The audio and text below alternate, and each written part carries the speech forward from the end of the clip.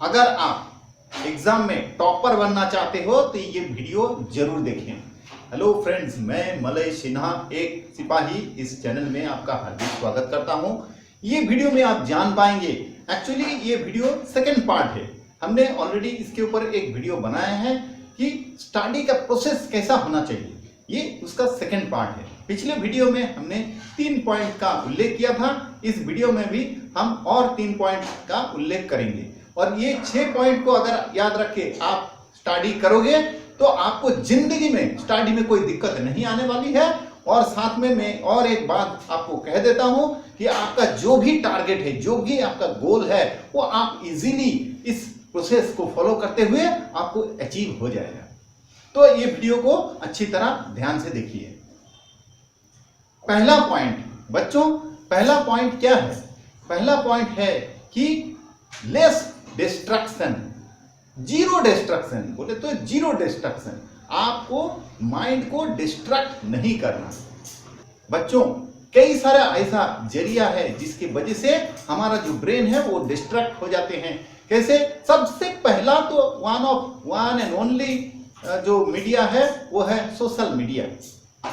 Mobile phone के जरिए ये जो सोशल मीडिया है ये सबसे खतरनाक रूप से छाया हुआ है हमारा, आपका, मेरा, सबका जिंदगी में। ये जो सोशल मीडिया है इसका इम्पैक्ट इतना गहरा है, इतना डिस्ट्रक्शन इसमें है कि इससे हम मुक्त हो ही नहीं पाते हैं और अपना जो लक्ष्य है, अपना जो काम है, उस पर हम फोकस हो ही नहीं पाते।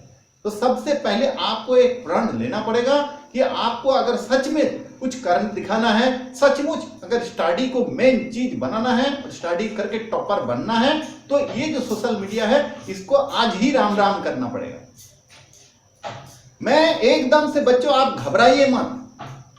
नहीं, आपको डरने की भी जरूरत नहीं है, घबराने की भी जरूरत नहीं है। मैं आपको इतना कठोर कुछ देने वाला नहीं हूं।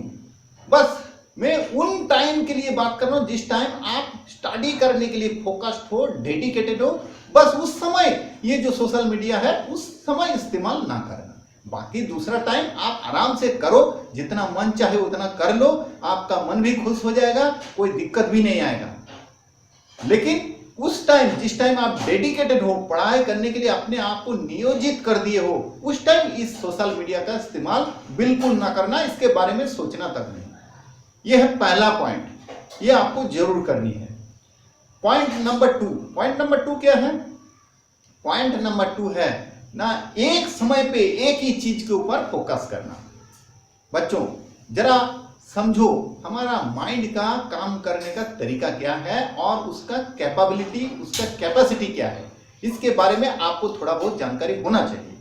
हमारा ब्रेन जो है वो बहुत शक्तिशाली है, बहुत शक्तिशाली है और कई बड़े बड़े काम करने का डिजाइन है, उस तरह से बनाया गया है। हमारा ब्रेन इतना कैपेबल है कि आप बड़े से बड़े काम को आसानी से कर सकते हो, इतना कैपेबल है हमारा ब्रेन।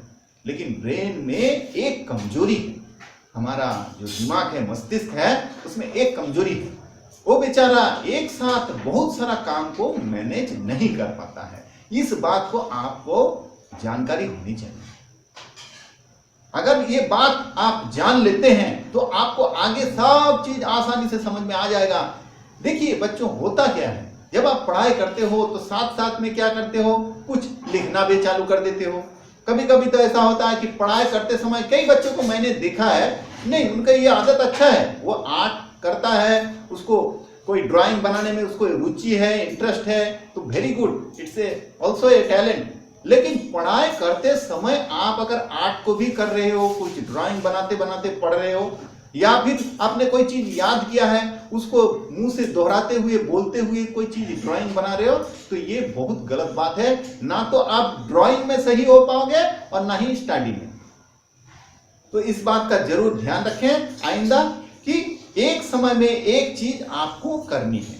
कभी भी एक समय में 2, 3, 4 चीज ना करें। कभी कभी कैसा होता है, बच्चे खाते खाते भी पढ़ते रहता है, तो ये बहुत गलत बात है। आपको लगता होगा कि यार इससे क्या फर्क पड़ता है, नहीं, इससे गहरा फर्क पड़ता है। ना तो वो खाना जो खा रहे हो ना, वो खाना आपको हजम भी नहीं हो पाएगा, गैस बन जाएगा, और पढ़ाई तो बिल्कुल होगा ही नहीं। तो ये दोनों काम में एक भी काम आपसे नहीं होगा। तो इसीलिए पढ़ते पढ़ते खाना या खाते खाते थोड़ा सा पढ़ लेना नहीं, या तो खाना खा लो या फिर पढ़ लो। अगर भूख लगा है तो खाना जरूर खाओ, लेकिन किताब को बंद करके किताब से दूर रहकर खाना खाओ, और खाना खाने के बाद उसके बाद आप पढ़ाई में अच्छी तरह फोकस्ड हो जाओ। ये सही तरीका है। वो चीज दोनों एक साथ, आप कभी भी मल्टी टैलेंटेड बनने का कोशिश ना करें। ये बहुत ही एक बकवास धारणा आजकल फैल चुका है चारों तरफ। ये अक्सर पाया जाता है। ज्यादातर माँ बाप जो रहते हैं, पेरेंट्स रहते हैं, वो खुद तो बेवकूफ रहते ही रहते हैं। उनको ये लगता है कि अगर कोई बच्चा एक साथ 4-5 काम कर ले रहा है, इसका मतलब हमारा बच्चा एक्स्ट्रा टैलेंटेड है। तुम भी बेवकूफ हो, तुम्हारा बच्चा तो गलत रास्ते पे जा ही रहा है, तुम्हारा बेवकूफी की वजह से वो गलत रास्ते पे जा रहा है। तो बच्चों, आपको मैं सीधा सीधा डायरेक्ट बोल रहा हूं कि कभी भी एक साथ 2-3 चीज, 4 चीज, 5 चीज करने का कोशिश ना करना। हमेशा एक चीज के ऊपर ही फोकस करना। या खाना खाते हो तो खाना खाओ, जब आप खेलते हो तो पढ़ाई के बारे में मत सोचना। बिल्कुल ऐसा समझ लेना कि बस आप खेलने के लिए ही हो, खेलना ही आपका काम है, कुछ भी नहीं है। कोई टेंशन लेने की जरूरत नहीं। खेलो, खूब खेलो, मन लगा के खेलो। और खेलने से जब आपको ये हो जाएगा, आपका पूरा हो गया कोटा, आपका मन खुश हो गया, भर गया, आप पढ़ाई में फोकस हो जाओ। आप बिल्कुल खेल के बारे में मत सोचना। ये मत सोच लेना कि मैं साइकिल चला रहा था, मैं तो वहां से गिरते गिरते बच गया, क्या होने वाला था, मैं फुटबॉल खेल रहा था, क्रिकेट खेल रहा था, अच्छा रन नहीं बना पाया, या फिर मैं ड्राइंग बना रहा था, ये पेंटिंग मुझे अच्छा नहीं लगा, मुझे को कल थोड़ा अलग से पेंटिंग बनाऊंगा, उसमें थोड़ा ये कलर डालूंगा, तो ये पेंटिंग जो है वो और भी जबरदस्त होने वाला है। बस बच्चों, ऐसा अगर आपने थिंकिंग किया तो आप एक साथ 2 चीज कर रहे हो।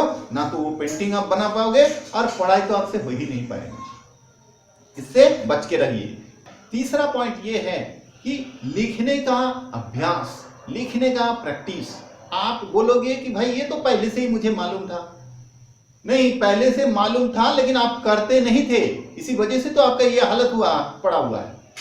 तो अभी से क्या करना है, लिखना, आपको लिखने का प्रैक्टिस करना है। जैसे ही आप कोई चीज को पढ़ोगे तो आप उस चीज के लिए फिक्स टाइम कर लेना कि ये पैराग्राफ, ये जो पैराग्राफ आपने पकड़ लिया है, इसको पढ़ने के लिए आपको जितना भी समय लग रहा है उसको थोड़ा तेजी से पढ़ो, फास्ट पढ़ो, एकदम रैपिडली पढ़ो। आपको पहले पहले कुछ भी समझ में नहीं आएगा, ना आने दो, कोई दिक्कत नहीं, लेकिन रैपिडली पढ़ो। आप देख लेना 4-5 बार पढ़ते ही वो आपको बिल्कुल कंठस्थ हो जाएगा, याद हो जाएगा। उसके बाद आपका ये जो लिखने का है, इसको आपको करना है।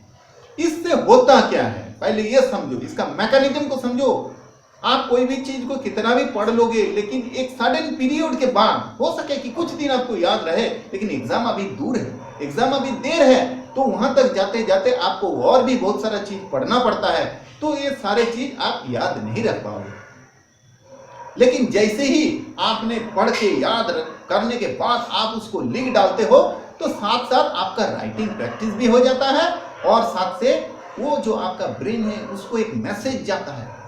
जैसे ही दोस्तों, बच्चों, हम जैसे ही कोई चीज लिखते हैं ना, तो हमारा ब्रेन को ये काफी सीरियस मैटर लगने लग पड़ता है। ये बहुत काफी सीरियस चीज है, इसको ब्रेन में, मेमोरी में अच्छी तरह याद रखना, रिकॉर्ड कर लेना उनके लिए एक ड्यूटी बन जाता है।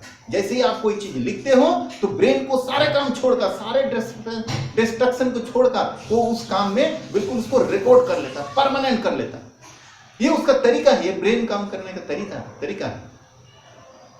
तो बस यही तरीका को फायदा उठाने के लिए आपको हमेशा क्या करना है, जो भी आप स्टडी करोगे, पढ़ोगे, याद करोगे, उसको बिना देखे आप एक बार लिख डालो। लिख डालने से क्या हो जाएगा, ब्रेन का जो मेमोरी है उसमें वो एक परमानेंट रिकॉर्ड हो जाएगा। तो ये हमारा हो गया 3 नंबर पॉइंट। तो टोटल पहले वीडियो का 3 पॉइंट, इस वीडियो का 3 पॉइंट, 6 पॉइंट। इस 6 पॉइंट के आधार करके आप स्टडी करो, आप देखना आपका रिजल्ट जबरदस्त होगा।